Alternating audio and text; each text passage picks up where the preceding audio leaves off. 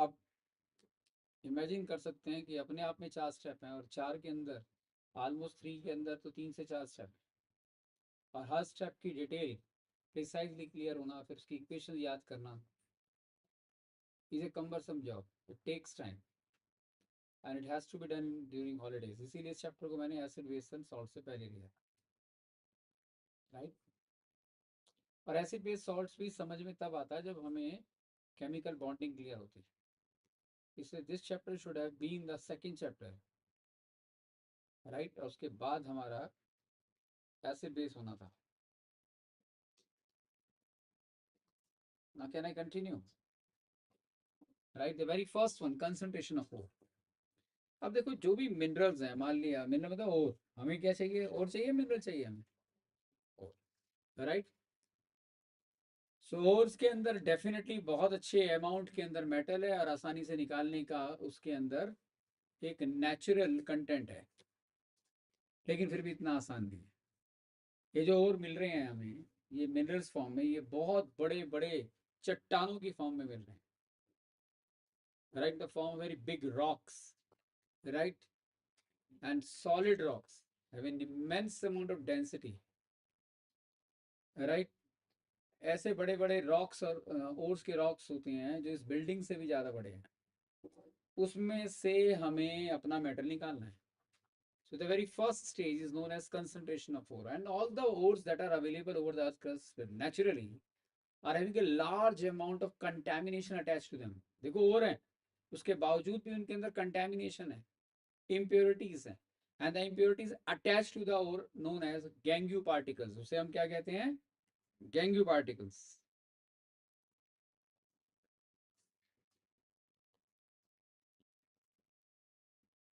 Gangue particles are unwanted particles attached to the ore which need to be removed out of it so that we can proceed with the process of extraction, right. So the very big rocks of the ores available to us at the industrial level are put into jaw crusher, उन्हें बहुत बड़े बड़े jaw crusher में डाला जाता है, so as to break them right into the form of small stones, followed by the entire amount to put into the bill mill, Bill right, which is responsible to crush the entire small stones into the form of very fine powder. यानी कि बड़ी बड़ी चट्टानों को आपने पहले तोड़ा और तोड़ने के बाद उसे पाउडर में बदल दिया, किसके थ्रू किया? जॉ क्रशर के थ्रू और बिल मिल के through, right. So the two instruments before the execution of the very first process हमने यूज किया जॉ क्रशर एंड, अपने आप नोट्स बनाना इसके, सुनो ध्यान से, समझना है इसे, ठीक है ना। तो आपने इसे तोड़ दिया पहले और उसको पाउडर में बदल दिया, right. So obviously the ore though available in the form of the powder, right, must be acquired with a unwanted impurities, large amount of impurities. हमें तो पहले कंपाउंड में से इम्प्योरिटी अलग करनी है। अगर इम्प्योरिटी रहते हुए हम कंपाउंड में से मेटल को निकालने की कोशिश करेंगे तो क्या हम कामयाब होंगे? राइट। तो the very first process is to break down the entire big stones of the ore into the form of fine, so as to convert them to the form of the fine powder. Now the powder so available to us is basically a mixture of the ore itself and the gangue particles. So the very first thing, the very first process should be to remove the gangue particles out of the ore particles. Matter निकालना तो बात की बात है, पहले ore को साफ करो.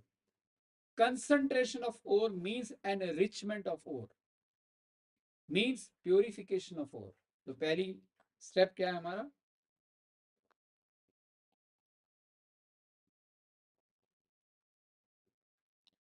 प्योरिफिकेशन ऑफ ओर, और इसे हम कहते हैं enrichment of ore.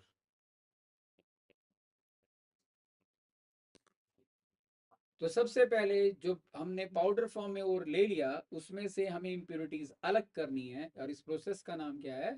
Concentration of ore. तो concentration of ore involves the rectification of the gangue particles from the ore itself. And obviously, that particular process in turn gets divided into four important parts. Now, which particular process is to be employed onto the ore actually depends upon, ध्यान से सुनना यहाँ से, इन चार concentration of ore में चार process है ना, which process need to be employed actually depends upon the difference in terms of the properties of the either the physical or chemical properties of the ore particle with respect to the gangue particles.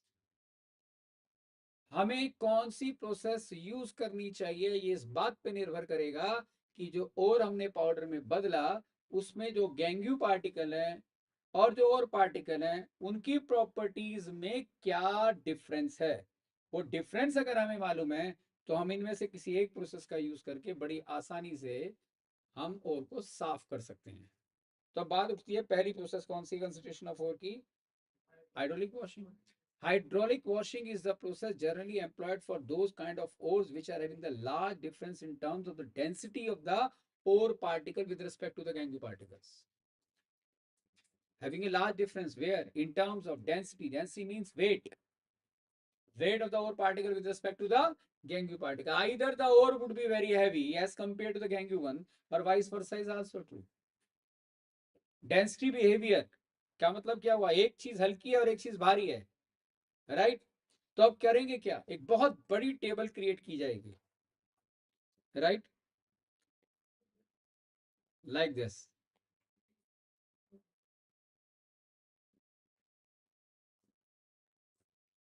which are having obstacles all along its area,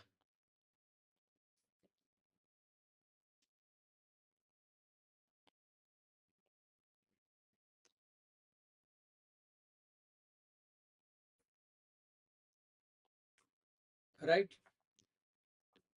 The ore in which we see the large difference in terms of the gangue particle, density of the gangue particle, right, are to be spread out over the entire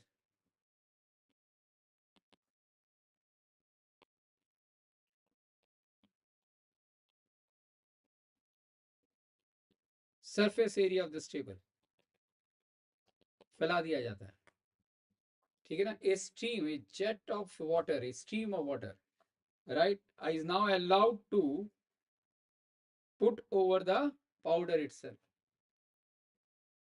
right. There's a container which is meant to collect either the ore particle which are lighter in weight or the gangue particle which are lighter in weight, right. So the known quantity of the ore particle in which we have the large difference in terms of the density of the ore with respect to the gangue one is to be spread out throughout the table, and a jet of stream water is to be allowed to move over the entire surface area of the table itself. So this water while flowing obviously take along with it all either the ore particle or the gangue particle, whichever is lighter, all along with it, right, and the heavy one, right, would tend to remain be onto the table, right, and stick to these obstacles. इस तरीके से obstacles खड़े हुए होते हैं table पर इतने बड़े बड़े रीजन के, तो वो जाके वहां पर रुक गए और बाकी की जितनी भी हल्की चीजें थी वो पानी के साथ बह गई and is collected at the other end into the container as shown in the figure itself, right. इस प्रोसेस को 2 3 4 बार रिपीट किया गया। तो इस तरीके से हमने क्या किया, और पार्टिकल्स में से जितने भी गैंग्यू पार्टिकल्स थे वो अलग कर दिए, राइट। अब इसका मतलब ये नहीं है कि और को हमने एब्सोल्युटली साफ कर दिया, लेकिन मोर देन 90% और साफ हो गया इसमें से। Is that clear? So the very first process is known as hydraulic washing. तो आई होप हाइड्रोलिक वॉशिंग आपको समझ में आ गई ना। तो अब बात ये उठती है कि किन ओर्स के ऊपर इंप्लीमेंट होगी।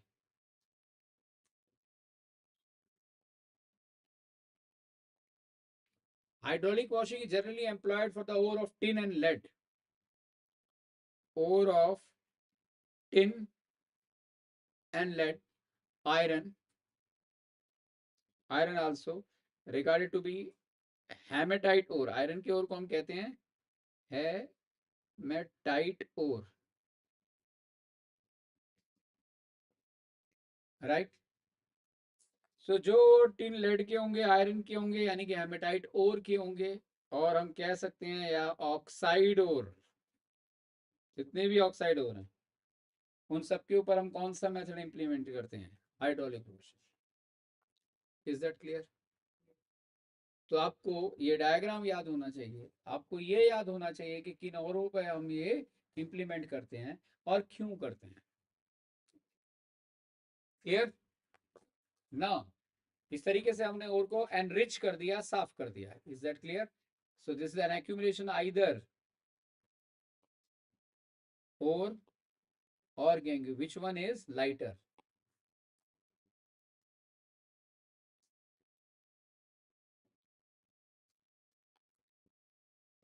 Right? The second step,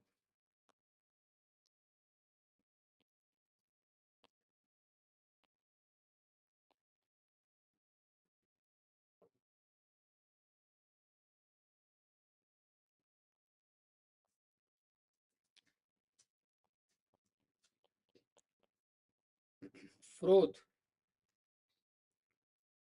flotation।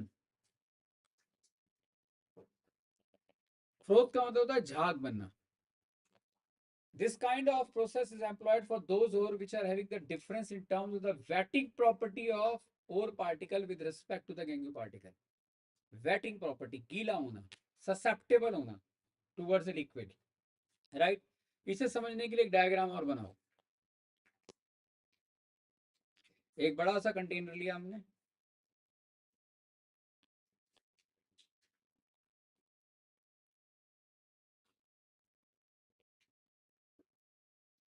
Right, और उस कंटेनर के अंदर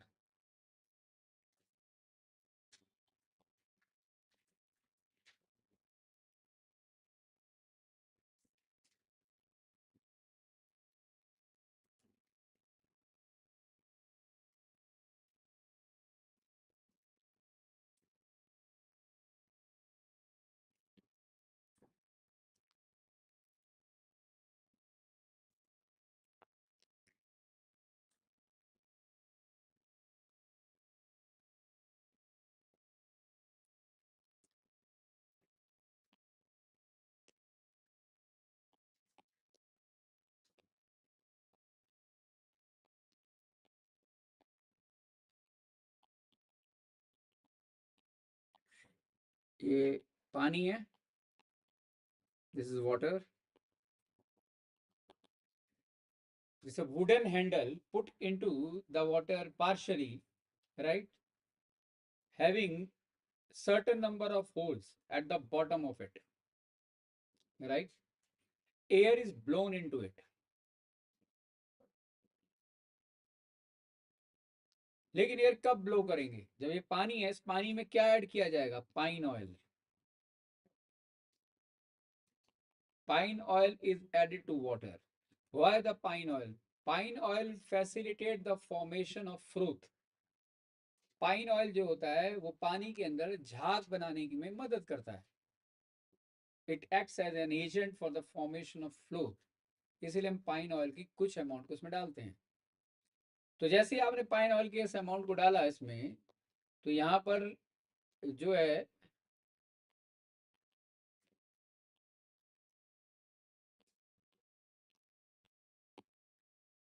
फ्रोथ का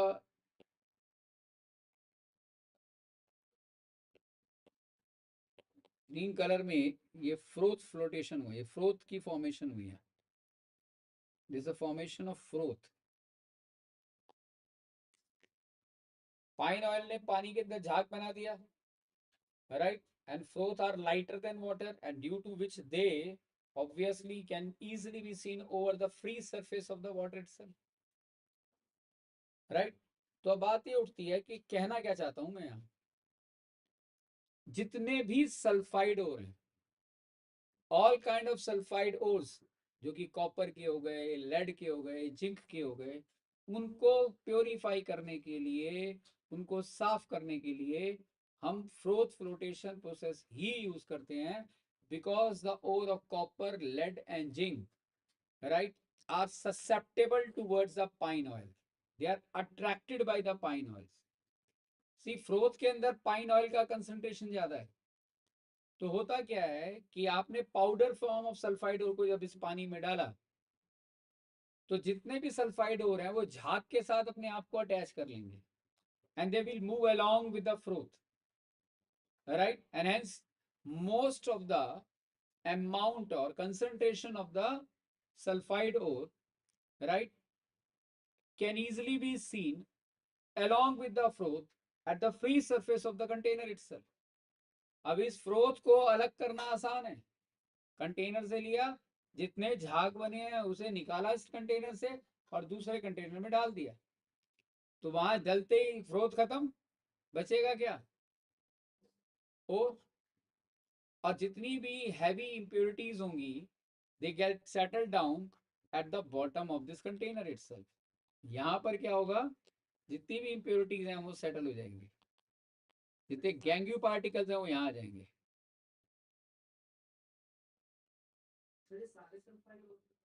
स्पेसिफिकली फॉर सल्फाइड। तो मैंने क्या कहा था, froth flotation process is employed for those kind of ores which are having the difference in terms of wetting behaviour of ore with respect to the gangue particles. So here ore are susceptible towards the froth, right, as compared to the gangue particle which are heavy in nature, get settled down at the bottom of the container itself, right. So sulfide,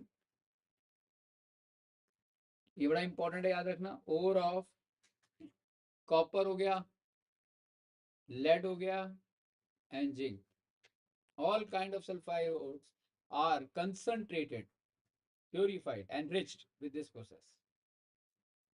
I hope समझ में आ गया है दोस्तों। चलूं आगे, the third one,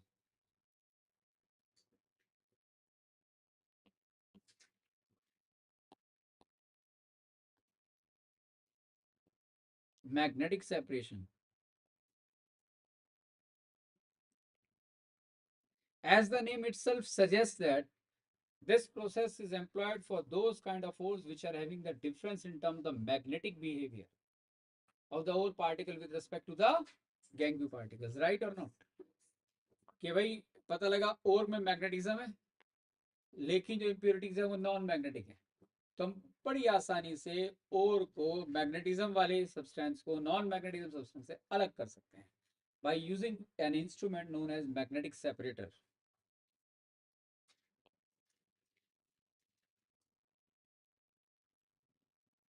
यहाँ पर हम मैग्नेटिक सेपरेटर को यूज करते हैं, राइट। बात ये उठती है कि ये किस तरीके का मैग्नेटिक सेपरेटर होता है, किस तरीके से हम इसे इमेजिन कर सकते हैं। एक्चुअली मैग्नेटिक सेपरेटर जो मैं यहाँ बनाने वाला हूँ, ये आप लगा लो कि इतना आसान नहीं है जितना मैं यहाँ दिखाऊंगा, right. It's a very complicated and the big structure, लेकिन हम सिर्फ उसका फ्रंट व्यू देखेंगे, ऐसा दिखेगा कि वो सामने से दिखाई दे रहा है, right.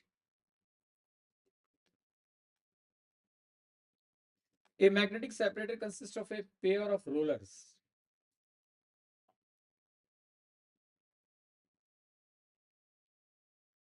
right. One is regarded to be an electromagnet, इसे हम कहते हैं इलेक्ट्रोमैग्नेट। इस रोलर का नाम है इलेक्ट्रोमैग्नेट। ये प्योर नॉर्मल आयरन ओर है, आयरन रोलर है।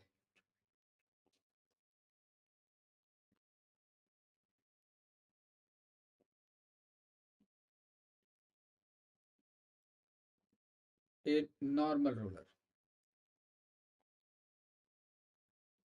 a belt, right, is put over the pair of rollers. ये जो आपको दो रोलर और एक बेल्ट इसके ऊपर दिखाई दे रही है, actually this system is driven by a motor, an electric motor, right. So when the motor is switched on, the pair of rollers starts moving, तो उसे क्या होगा, उसे समझने के लिए मैं एक यहाँ होपर बना रहा हूँ।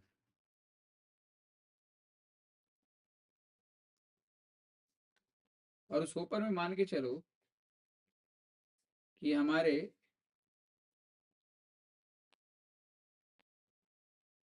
वो ओर हैं जो पाउडर फॉर्म में है, जिसके अंदर मैग्नेटिक एंड नॉन मैग्नेटिक दोनों किस्म के सब्सटेंसेस हैं। अब देखो हुआ क्या, इसे इलेक्ट्रोमैग्नेट कहेंगे, इसे नॉर्मल रोलर कहेंगे। इलेक्ट्रोमैग्नेट क्या होता है, ये हम मैग्नेटिक इफेक्ट ऑफ करंट के चैप्टर में पढ़ेंगे, बहुत डिटेल में पढ़ेंगे। डिटेल का मतलब इसका एक आइडिया देंगे। Electromagnet is an instrument, it's an electrical device that carries magnetism because of electricity. जैसे ही स्विच ऑन किया, इलेक्ट्रोमैग्नेट पूरी की पूरी मैग्नेट बन गई।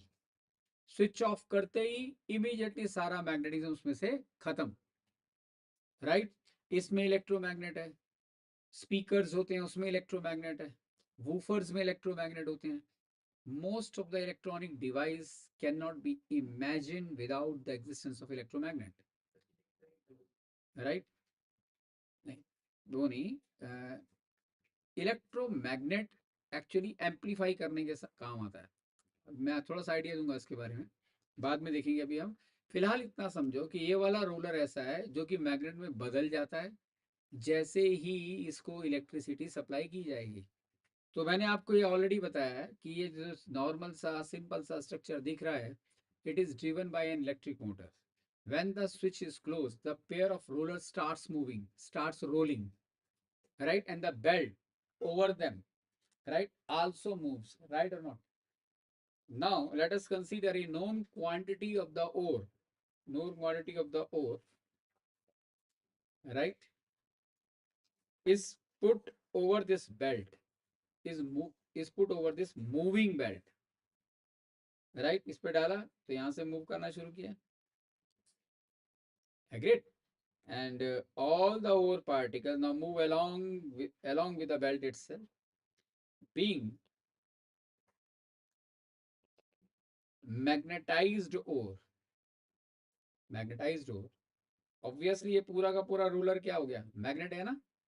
तो जितने भी मैग्नेटिक ओर हैं वो इसके साथ स्टिक कर गए या नहीं, लेकिन बेल्ट तो लगातार मूव कर रही है। अब ये स्टिक करते करते यहाँ आए, तो obviously the strength of magnetism decreases with the increase in distance. तो वो होता क्या है कि जहाँ ये जितने भी अट्रैक्ट हुए थे आयरन ओर, राइट, सो ये आयरन था ना, iron is attracted by the magnet. लेकिन this belt is not stopped, it is keep on moving. And obviously, once the iron ore, which was initially at its initial stage attached to this electromagnet, right, now will keep on moving away from it, due to which the strength of the strength of the magnetism decreases, and hence a heap of, is known as a heap of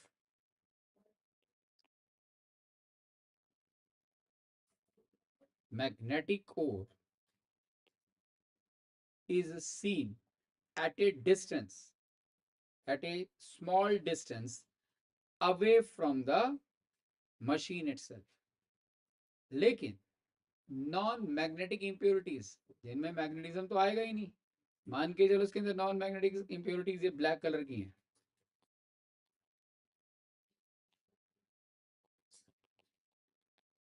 which are non-magnetic in nature, right, immediately fall away vertically downward, और उसका heap यहाँ बन गया।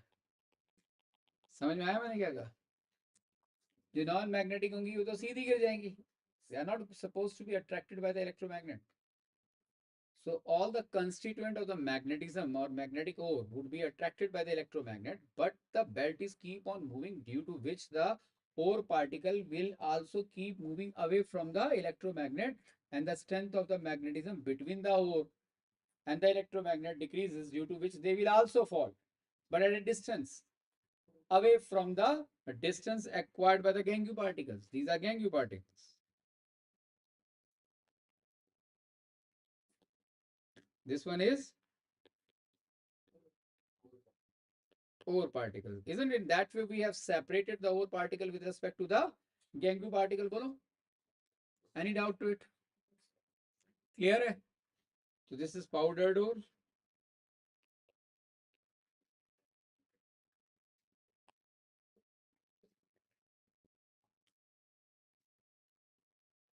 Right? तो ये diagram आपने बनाना है इसके लिए.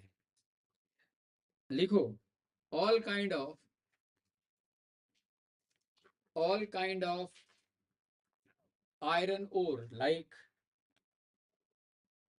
magnetite Fe3O4, right?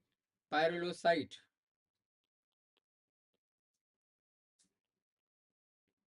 pyrolusite means manganese dioxide,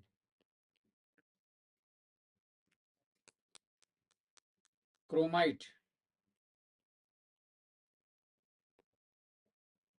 है FeCrO2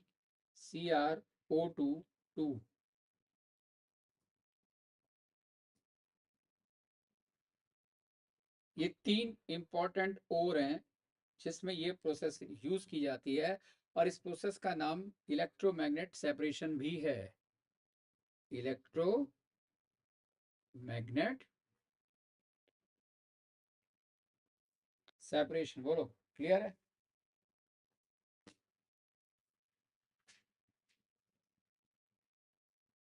so any doubt to it? समझ में आ रहा है ना? तो हमने पहले क्या देखा जिसमें गैंग्यू पार्टिकल्स में और ओर में बहुत ज्यादा डेंसिटी का डिफरेंस है, hydraulic washing.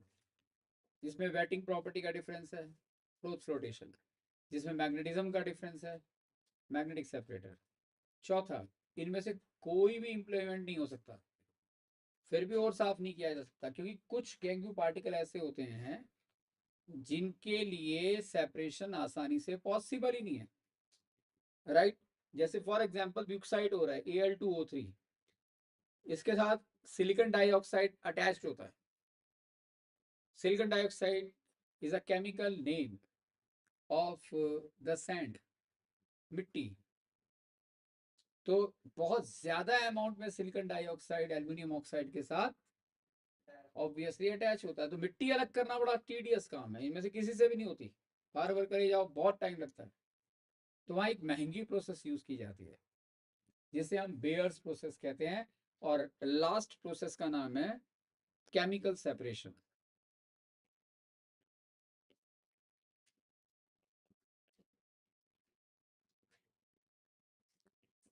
As the name itself suggests, Beer was the chemist जिसने इस मेथड की डिस्कवरी की थी. Right? And it is presently also being used at the industrial level for one of the most prominent ore known as bauxite ore. Chemical process. Very, very important. और ये specifically ब्यूक्साइट ओर के लिए use किया जाता है Al2O3.2H2 water crystallisation. Right? Actually ऐसा क्यों है? क्योंकि इसके अंदर जो इम्प्योरिटीज होती हैं वो इजिली सेपरेबल इम्प्योरिटीज नहीं है. इसमें Fe2O3 plus silicon dioxide. Right? तो कहने का मतलब क्या है? आयरन 3 ऑक्साइड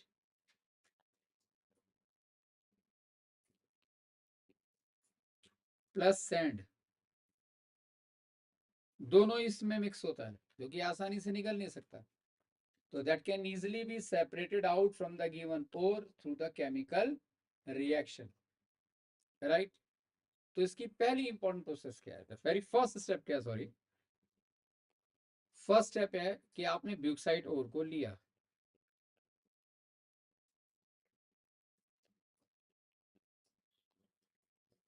और उसे hot sodium hydroxide aqueous form के अंदर, which is a very strong alkali, के साथ रिएक्ट कराया.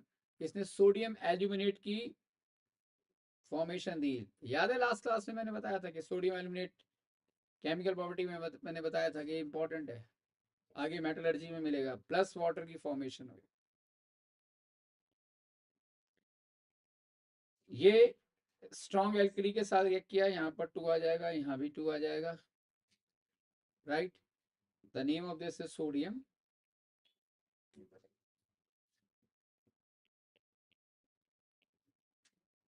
Sodium aluminate, right.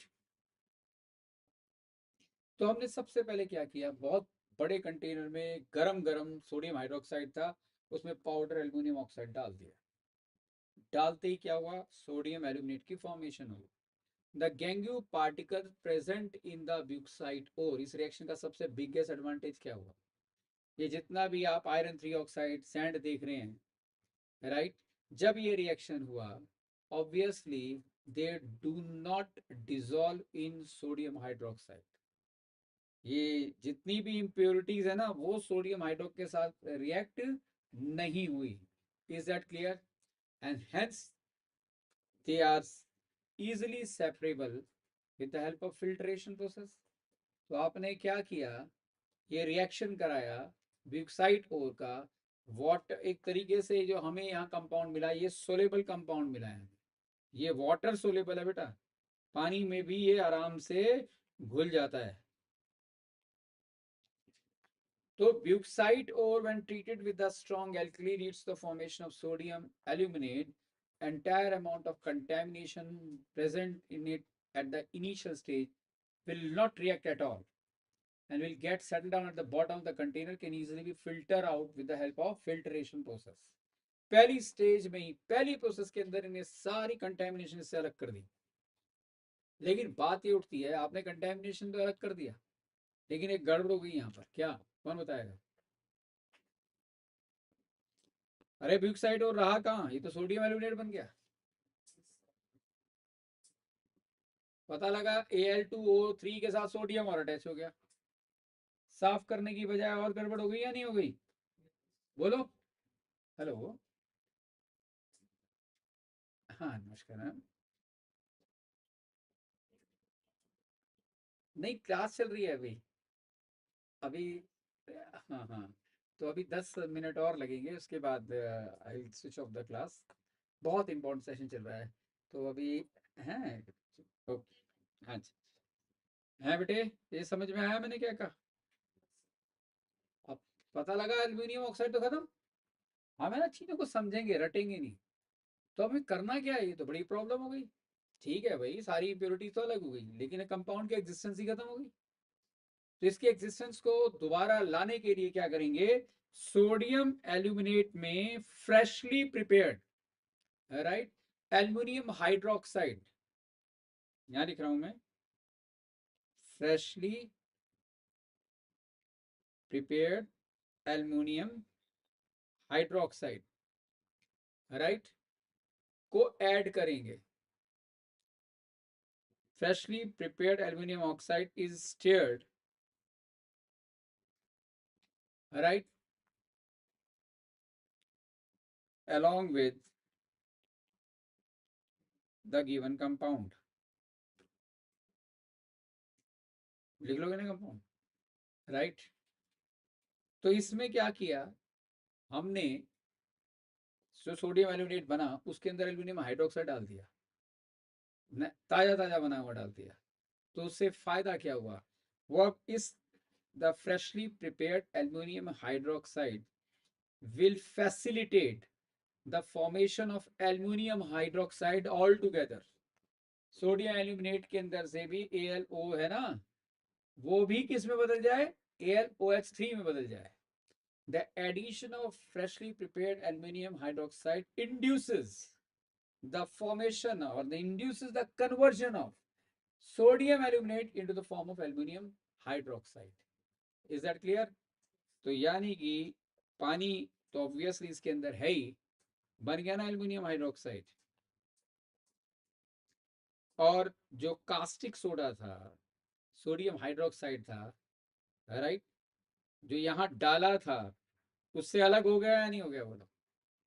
शुरू में डाला था ना हमने इसमें, ये तो डाला हमने सिर्फ इसलिए मदद के लिए था कि वे सारी इम्प्योरिटी निकाल दे, लेकिन ये कंपाउंड बन गया, ये तो गड़बड़ हो गई। इसको ठीक करने के लिए हमने एल्यूमिनियम हाइड्रोक्साइड डाला, एल्यूमिनियम हाइड्रोक्साइड बन गया, सारे का सारा सोडियम एल्यूमिनेट किस में कन्वर्ट हो गया, राइट। और कन्वर्ट ही नहीं हुआ, सोडियम हाइड्रोक्साइड भी अलग हो गया, राइट और नॉट। ये व्हाइट प्रेसिपिटेटेड फॉर्म में मिला मुझे, व्हाइट पीपीटी फॉर्म में। एग्रीड?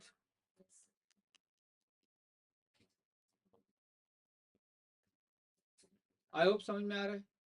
अब कुछ नहीं करना, ये जो एल्युमिनियम हाइड्रोक्साइड हमें मिला है, राइट, इसको सिंपली हीट कर देना है। Is that clear? इसे हीट किया तो हीट करने से क्या होगा, Al2O3 बन गया, right, with the liberation of water. अब इसे बैलेंस कर दो, यहाँ आ गया 2 आ गया, यहाँ 3 आ गया, राइट। आई होप बैलेंस्ड है। दिस इज प्योर एल्यूमिना और एनरिच्ड ब्यूक्साइड और एनरिच्ड।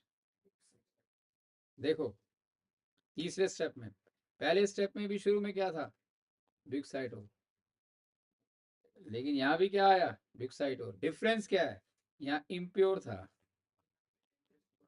यहाँ बिल्कुल प्योर है, absolute pure form. Is that clear? So this chemical separation process is a 3-step process which actually facilitate the removal of all Gangu particles, right? And at the same time provide the enriched aluminum oxide absolutely 100% chemical process hone ke karan, right? So with this we are at the end of today's session. In today's session we understood the very first process which is known as concentration. तो आज की process में हमने कुछ नहीं किया, हमने आज की प्रोसेस के अंदर जो हमारे पास ओर था, जो मिनरल था, उसे साफ किया। अब उस साफ किए हुए ओर में से कैसे मेटल निकलेगा, that's a part of the next class, right. So that is it for today बेटा, बाय, मिलते हैं अगली क्लास के अंदर।